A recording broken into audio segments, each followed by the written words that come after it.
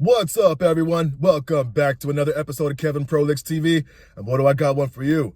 This one's a little different than what I usually do, but I hope you like it. It says, I died for 6 minutes in 2003.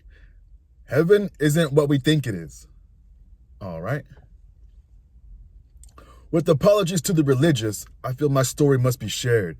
In 2003, when I was 15 years old, my heart stopped for 6 minutes. It happened on an ordinary afternoon, at that point in my daily routine. When I walked home from the bus stop, in the 4 blocks between the corner where I hopped off the bus and my front door, I started to feel nauseous. It came on suddenly, without warning. I felt just fine all day, ate a lunch of Bosco sticks and marinara sauce, something I'd eaten hundreds of times throughout high school. Before I had an opportunity to consider alternative causes, I broke out in a cold sweat. Then, I felt the curious flutter in my chest. My heart slipped into what I later learned was an episode of ventricular fibrillation. I became breathless and collapsed. What happened next has been told to me after the fact. I apparently sprawled on the road, where a woman driving a hatchback nearly crushed my skull beneath her tires. Instead, she screeched to a halt, tried to rouse me, then dialed emergency services when she failed to do so. EMS arrived and discovered my heart had stopped beating. I was dead, technically. They transported my body to the hospital, and somewhere along the way, I managed to shock my ticker back to life. Thus began a harrowing weeks-long journey through the American healthcare system that led me eventually to an ablation pacemaker and mountains of debt my family is still dealing with. But my heart's all right. And thank F it is, because what I learned that day has taught me never to thank God for anything. Because for those 6 minutes, my lifeless body traveled across the city, accompanied by 2 paramedics working tirelessly to revive me. My soul transcended our world to visit the hereafter. During my visit, I learned things about our universe that I wish I hadn't. Perhaps in sharing my story, I might help our species prepare for what comes after we expire. Okay. It began with light, blinding white, pervasive. It bathed me, calmed me. It was everything they tell you about. Beatific, welcoming, the stuff of spiritual experiences. I had the distinct feeling of ascent, like the light was lifting me skyward. I passed through several sets of gates, which my dizzied consciousness hardly registered. Upon reflection, I don't believe they were physical in any sense, and yet I recall a feeling of admittance, as if they might have prevented me from rising had they remained closed. In any event, I arrived in a place without dimension, a place beyond reality. It only made sense while I occupied it. I don't believe a corporeal being can make sense of the astral plane. Something about its intangible existence defies translation. So what I came away with were more impressions than images. I was not alone. Several life forces enclosed me upon my arrival. At first, because of my Christian upbringing, I believed them to be angels. In my incorporeal form, I made the spiritually equivalent gesture of opening my arms, anticipating their embrace. Instead, I felt myself shackled by their powers. Like a collared dog, humiliation and terror came over me. These were not the ethereal beings I'd been led to believe await us. These were cruel, unsympathetic overlords by whom I was fettered. Why? I thought my soul was wailing like a petulant child. Something like laughter returned, but it was cold, mocking. Thoughts floated into my consciousness like birds, winging in and out of sight. They developed some horrifying truths about existence that I'll do my best to relay to you now. Our universe, like many others running parallel to it, contains a pittance of the total energy in existence. It is a farm used to produce souls, which only arise in the precise conditions found in our cosmos. When you hear scientists talk about the improbability of existence of our Goldilocks universe, it's because they don't actually come into being spontaneously. They're designed, and the hands that craft them are not benevolent gods, but rapacious beings and with little care for the creatures they create.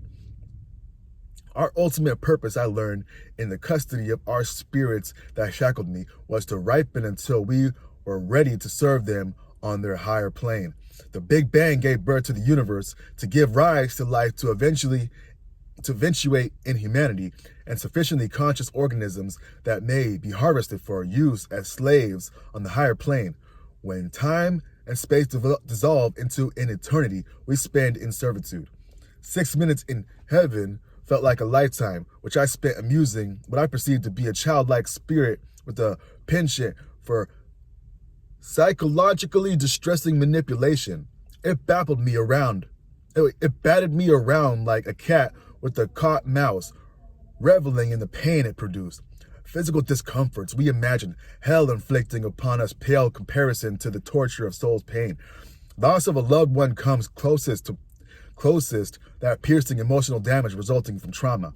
When it became clear my time had not yet expired on earth and I was to return, I was told not to reveal their existence to the rest of my kind. My reward they communicated to me would be a marginally improved station among the slave population. Alternatively, I managed to convince others of the existence. New horrors would await me if I returned. I can't imagine anything worse than what I experienced, subsumed beneath an ineffable grief and torment. For weeks, I tried to explain to anyone who would listen what I experienced. Anyone told me I had suffered a very serious and traumatic experience for a young man, that the event left scars on my psyche as well as my heart. I gave up trying to convince them. I slowly began to convince myself that what they told me was true. I simply imagined it, a death dream, as it were, the mind reckoning with its own imminent demise, trying to make sense of the experience. Then I met someone who claimed to have met God. This was a few years later, when the author of a nonfiction book recounting their near-death experience visited my hometown. I won't reveal the author's name as I don't want to invite a lawsuit, which I'm sure he'd launch against me if he read that I'd besmirched him. I attended a reading and afterward confronted him about his tale. I looked him in the eye and asked if he really met God, something I'm sure he's dealt with hundreds of times. He smiled and nodded, assuring me that yes, God is real and is filled with love. On a lark, I decided to tell him that I knew the truth, that slavery awaits us. A flicker in his gaze betrayed his knowledge of the fact. He really had died and visited the afterlife, but lied about it in his book because he knew the truth of heaven, the horrible place our souls are bound for. End. Oh, hey yo, story time, right? Here we go. Let's take some comments. Can't even look forward to death anymore. Oh man. Another person says, it read like a Debbie Downer skit on SNL. Oh man. Another person says, so what you're saying is we won't be able to sit down anymore? Oh man. Another person says, hey yo, well that sucks. When I went, everything was sparkly and quiet. Then I just popped into some beautiful field where my dad lived.